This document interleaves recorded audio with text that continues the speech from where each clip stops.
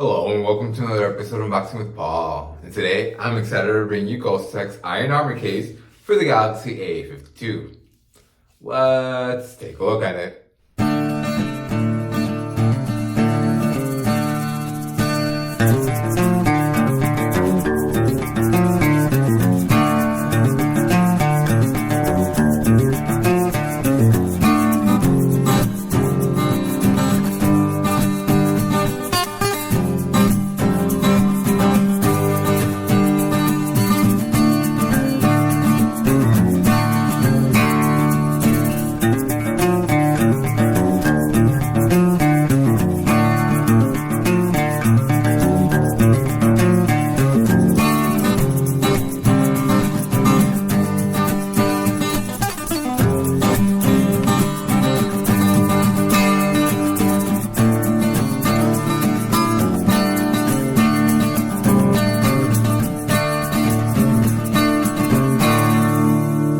At this point, I'm convinced that Ghostek knows me and they know what I want, and I'm pretty sure they're going to show up at my door with financial stability, because everything from the holographic name to the magnetic clasp to the red and black motif to the clear window, everything about this box draws me in. And if I were to walk past this in the store, I wouldn't walk past this. I'd probably pick it up.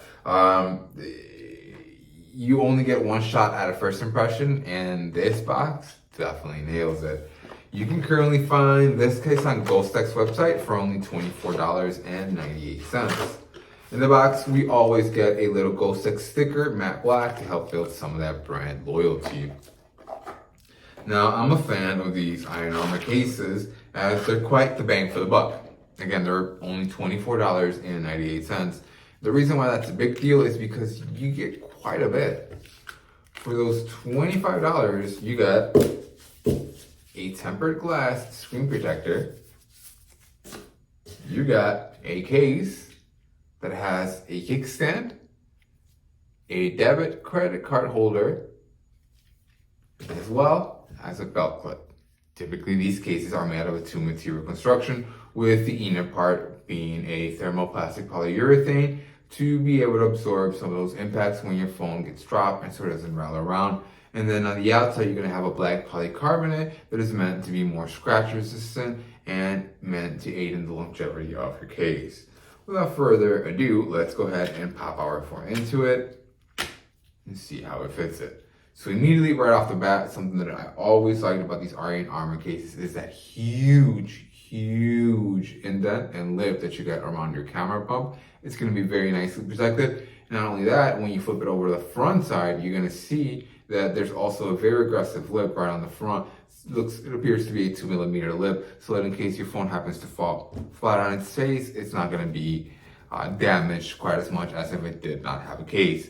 Continuing along, if we look over at the top of the case, we're going to see a nice cutout for our fingerprint microphone.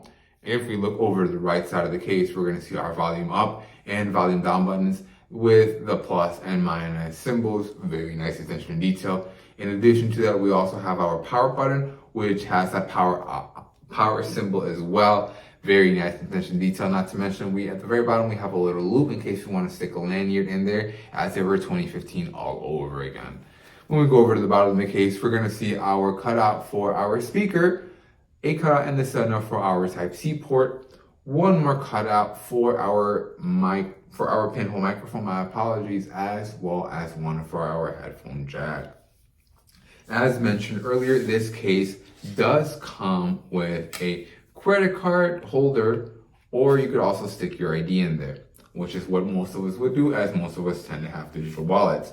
Now, one of my main concerns and one of my main complaints with this in particular was that if you do this enough times, your credit card is going to come flying out, right? And nobody wants that. Nobody wants their ID or their credit card to come flying out. However, it turns out I was being a hooligan and I wasn't using this correctly.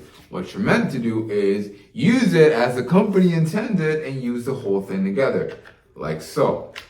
When you have your case inside of its belt clip like it's meant to do, your credit card is not going to come. Oh no, look at that. Oh no, Ghostek, don't make me look bad. Oh, you guys are making me look bad. Are you? Hold on. Okay, so typically in the other cases, it seems that that belt clip holds their credit cards in bay. And it seems to be doing the same thing on this one, although not as much as I'd like it to. I mean, it's holding it in there. Okay, it's holding it in there. It's doing its job. Not as much as I'd like. I don't know if you can see. It's literally like it's just putting just enough pressure in there to where it doesn't want to wiggle out. Not very safe, but it's holding it in there. It's keeping it in there. I can't really complain. I also like the fact that we have a kickstand that works in both landscape mode and portrait mode. And in case you happen to drop your case with its kickstand open, and in case maximum carnage happens to ensue, like it typically happens on our channel after just one drop that broke, you have some redundancy in the case. Now, what do I mean by that? So, never mind the fact that our kickstand just broke, right? You have some redundancy in here. Let me show you what I mean by that. So, you can just stick your case with its kickstand, flip it this way, and ta-da! You have a whole nother kickstand. You have some redundancy built into the system.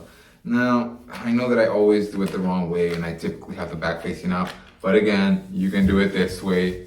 You can always you can still watch your movies even though your kickstand breaks, right? And I think that in part Ghostek kind of knew that, not that it was gonna break, but they know that we're humans. They know that we don't live in the lab. They know that we don't live in an ideal world. They know that things happen, right? And I think that's why they built some of that redundancy in there, just because it's very, very nice to have.